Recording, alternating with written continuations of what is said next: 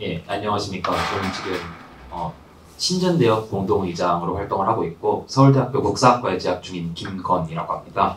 이번에 주대한 대표님께서 서평을 요청을 해주셔서 뭐랄까요, 사실 좀 과제하는 느낌으로 좀 해봤습니다. 근데 그렇게 하다 보니까 사실 대학생들 과제할 때 뭐 서평 쓰라고 하면은 책 잘 안 읽고 그냥 내지 않습니까? 그냥 뭐 대충 목차 뭐 그렇게 쓰고 있는데, 그래서 책을 받아서 읽어봤는데 최대한 좀 서문에도 언급을 하셨듯이 좀 재미있게 쓰시려고 노력을 많이 하셨다고 하셨는데 그런 느낌을 많이 받았습니다. 이제 문장이 좀 간단하고 일화나 그런 여러 가지 그런 걸 위주로 좀 작성을 해주셔서 좀 술술 넘어가더라고요. 그렇게 해서 이제 금방 읽긴 읽었는데, 그래서 저도 좀 호기심이 동해서 찾아봤습니다.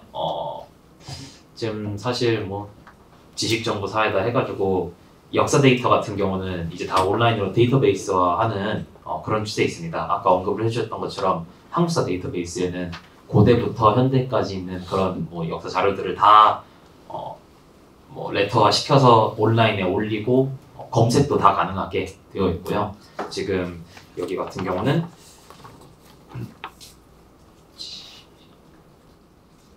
회의록, 국회 회의록 같은 경우도 지금 재원국회 제1회, 제1차 본회의부터 당장 일주일 전에 있었던 회의까지 바로 다 속기록이 나와 있고, 단어 하나로 검색해도 결과가 쫙 다 나옵니다.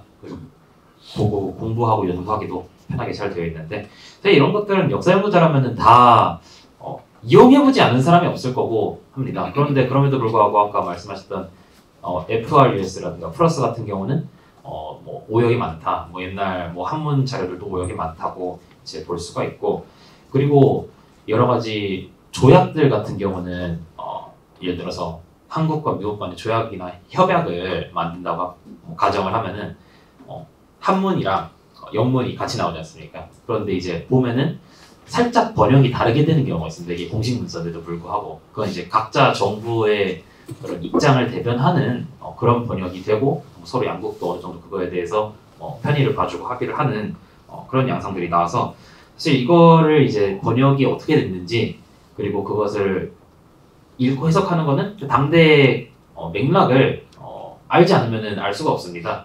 그렇기 때문에 이번에 이렇게 엄청나게 많은 회의록을 다 보셨다고 하는데 정말 얼마나 오래 걸렸을지 좀 개인적으로 좀 궁금한 점도 있었습니다. 그럼에도 불구하고 이렇게 자료가 잘 정리되어 있는데, 지금까지 이런 자료를 활용해서 좀 전체적으로 정리해보자고 하는 뭐 시도나 연구가 없었던 것은 역사학계 입장에서 좀 반성을 해야 되는 것이 아닌가 하는 생각도 들었습니다.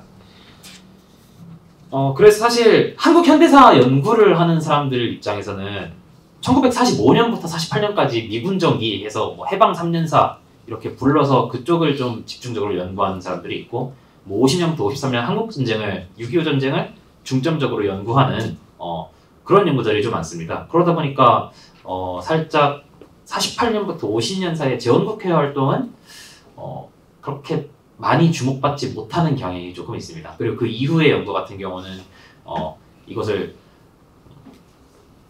좀 너무 최근의 일들이라고 치부를 해서 약간은 이제 역사 연구에 있어서 소극적인 경향들이 좀 있고, 오히려 정치학계나 뭐 외교학계 그리고 경제학계에서 이 최근의 일에 대해서는 좀 더 과감하게 연구를 하는 경향이 있는 것으로 저는 파악을 했습니다.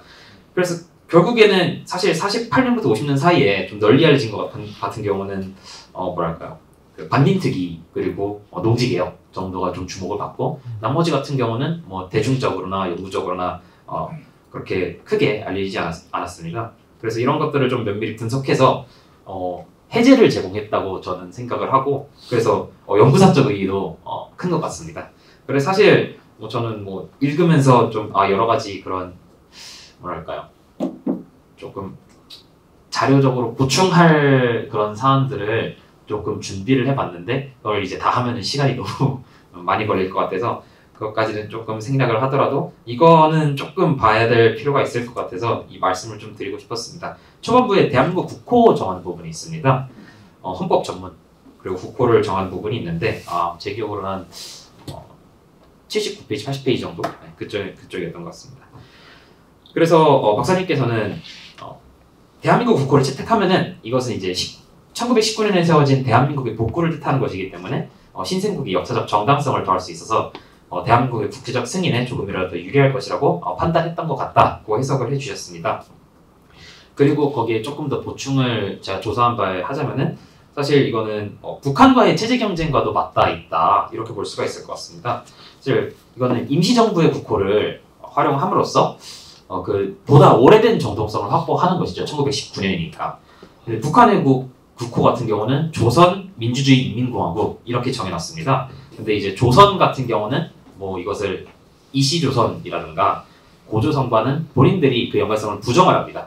그리고 민주주의 인민공화국 같은 거는 사실 그때 소련이 북한의 헌법 초안을 작성하는데 이제 도와주는 과정에서 정해준 겁니다. 예를 들어서 그때 당시 동유럽 같은 경우에도 국가들 국호 보면은 뭐 인민공화국, 민주주의공화국 이런 단어들을 활용을 합니다.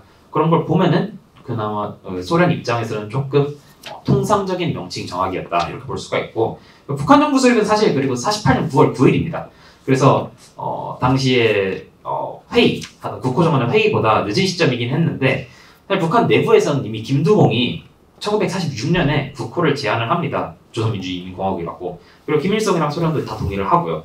그래서 이승만이 당시에 그것을 몰랐을 가능성은 저는 매우 낮다고 생각을 합니다.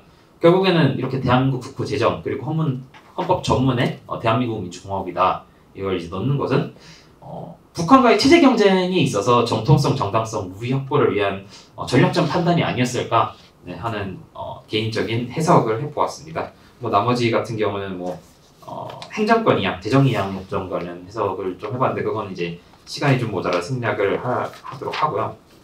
방공포로 석방도 사실은 이거는 53년에 있었던 일이기 때문에 뭐 나중에 기회가 되면은 조금 말씀을 드리도록 하겠습니다. 그래서 좀 마무리를 하자면은 사실 이 제헌국회가 활동한 2년간은 국가의 기틀을 마련하고 기초를 다지는 시간이었습니다. 그래서 그리고 또 초기 한미 관계가 형성되는 시간이었다고 볼 수가 있겠습니다. 그래서 지금 현재 또 전운이 감도는 국제적 상황 아닙니까? 그래서 이런 제헌국회를 분석하는 서적이 출간된 것 자체가 큰 의미가 있고 시의적절하다 이렇게 생각을 했습니다. 그리고 이런 좋은 서적에 대해서 감히 평할 기회를 주신 선배님들께 감사하다는 말씀을 또 드리고요. 그리고 이걸 마무리하면서 제목을 조금 음미를 해보았습니다.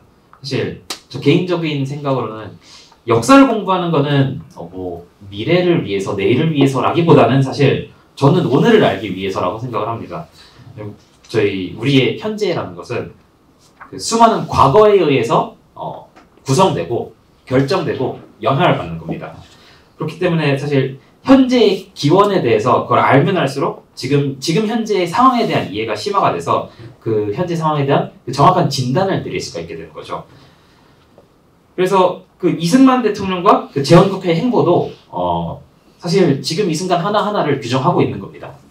그래서 뭐 그 당시의 외교, 뭐 안보 그리고 정신을 다시 생각을 하면서 우리는 우리 나름대로 현재에서 최선의 해답을 찾아야 되지 않을까 이렇게 생각을 했습니다. 그래서 개인적으로는 박사님께서는 오늘이 온다라는 제목을 어떤 이유로 결정을 하게 되셨는지 좀 궁금하다는 질문 드리면서 바로 마치도록 하겠습니다.